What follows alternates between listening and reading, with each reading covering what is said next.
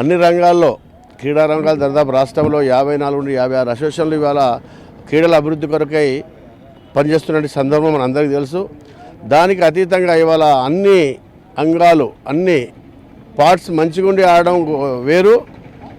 ఇవాళ దివ్యాంగులు పర్సంటేజ్ వారి పర్సెంట్ బట్టి వాళ్ళ వివిధ భాగాలుగా విభజించి 30% బ్లైండ్ అయితే ఒక భాగం, 60% బ్లైండ్ అయితే ఒక భాగం, ఇలాంటి భాగాలుగా విభజించి వాళ్ళు ఇవాళ ఈ క్రీడలు అథ్లెటిక్ ప్రోగ్రాంలు ఇక్కడ ఆర్గనైజ్ చేసినందుకు వారికి ప్రత్యేకంగా అభినందనలు చెప్తాను. ఎందుకంటే అలాంటి వ్యక్తుల్లో కూడా వారి మనోధైర్యాన్ని ఎంకరేజ్ చేయడం, వాళ్ళని డెవలప్ చేయడం, వాళ్ళను పట్టించుకోవడం అనేది చాలా సామాజిక స్పృహ అని చెప్పి నేను భావిస్తున్నా.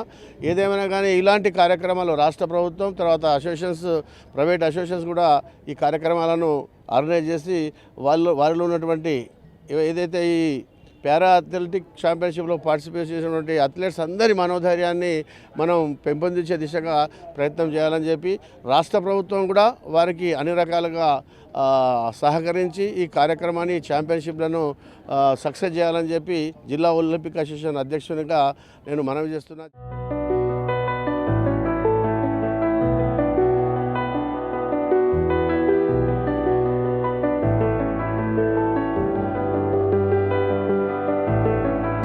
తలారి Sanjeevaiah, general secretary for this para sports association of Telangana.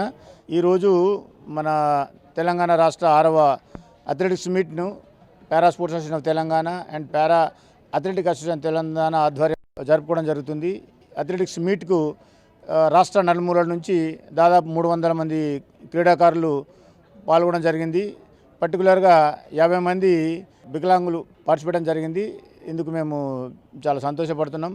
ఈ 300 మంది అథ్లెటిక్స్లు 100 మీటర్లు, 200 మీటర్లు, 400, 800 and shot put, javelin throw, discus throw, ఇది లాంగ్ జంప్, హై జంప్ 8 ఈవెంట్స్ను మేము కండక్ట్ చేస్తున్నాము.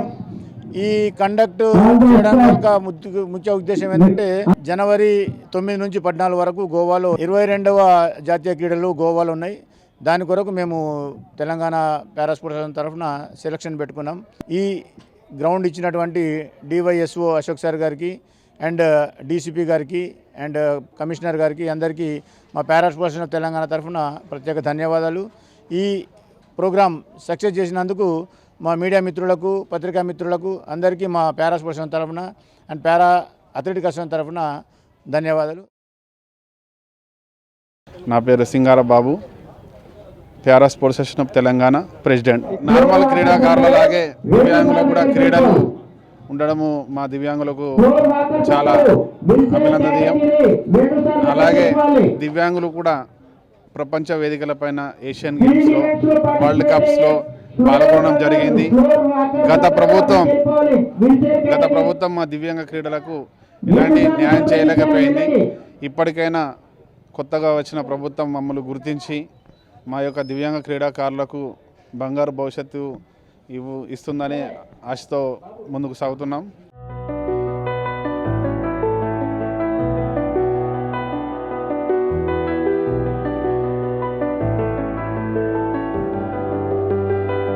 Gadipalli Prashanth, para athletic association of Telangana secretary.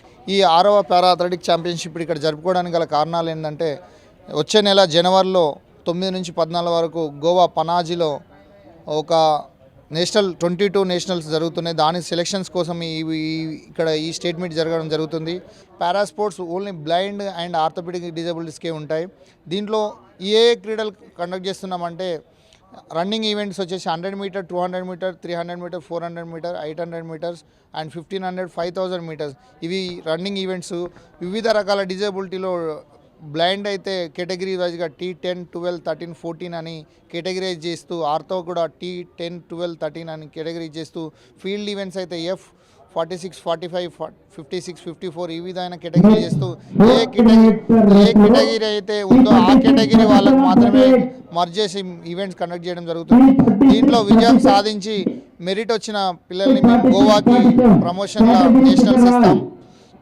ఇంకా తెలంగాణ గవర్నమెంట్ మాకు స్పోర్ట్స్ అథారిటీలో స్టార్ట్స్ అప్లికేషన్ లేకపోవడం వల్ల ఇంకా మాకు సరైన సదుపాయాలు గవర్నమెంట్ నుంచి పొందలేకపోతున్నాం. ఆ ఫైల్ ఇంకా పెండింగ్ ఉంది. సీఎం రేవంత్ రెడ్డి గారిని మరియు ఈ జిల్లా మంత్రులు కొండ సురేఖ గారికి నాయన్ రాజేందర్ రెడ్డి గారు కూడా మేము ప్రత్యేకంగా విన్నవించుకోవడం జరిగింది. స్పోర్ట్స్ అథారిటీలో ఉన్న స్పోర్ట్స్ అప్లికేషన్ ఫైల్ ఒకటి మాకు చేస్తే మా క్రీడాకారులు కూడా వివిధ రకాల తెలంగాణలో కలిగిన వసతులు క్రీడా వసతులను వినియోగించుకుంటూ జాబ్ పరంగా కావచ్చు, ఇమేజ్లో కావచ్చు, అన్ని రకాలుగా కూడా బహుమతులలో గెలుచుకున్నా కూడా ఎలాంటి పారితోషికం కూడా పారా క్రీడాకారులు లేకపోవడము, బయట సొసైటీలో మాకంటూ ఒక గుర్తింపు లేకపోవడం చాలా బాధాకరం. ఇప్పుడు కేంద్ర ప్రభుత్వం పారా స్పోర్ట్స్ని నార్మల్ స్పోర్ట్స్ని సమాన అవకాశాలు సమాన జీవోస్ రన్ అవుతున్నప్పటికి కూడా ఇక్కడ హర్యానా స్పోర్ట్స్ పాలసీని ఫాలో అవుతూ ఇక్కడ para sports Haryana sports policy implementation ఉన్నా కూడా ఇక్కడ తీసేయడం అనేది చాలా బాధాకరం. దాంట్లో ప్రత్యేకంగా స్పోర్ట్స్ పాలసీ ఒకటి ఇంక్లూడ్ చేస్తే మిగతా అన్ని మాకు జరుగుతాయి.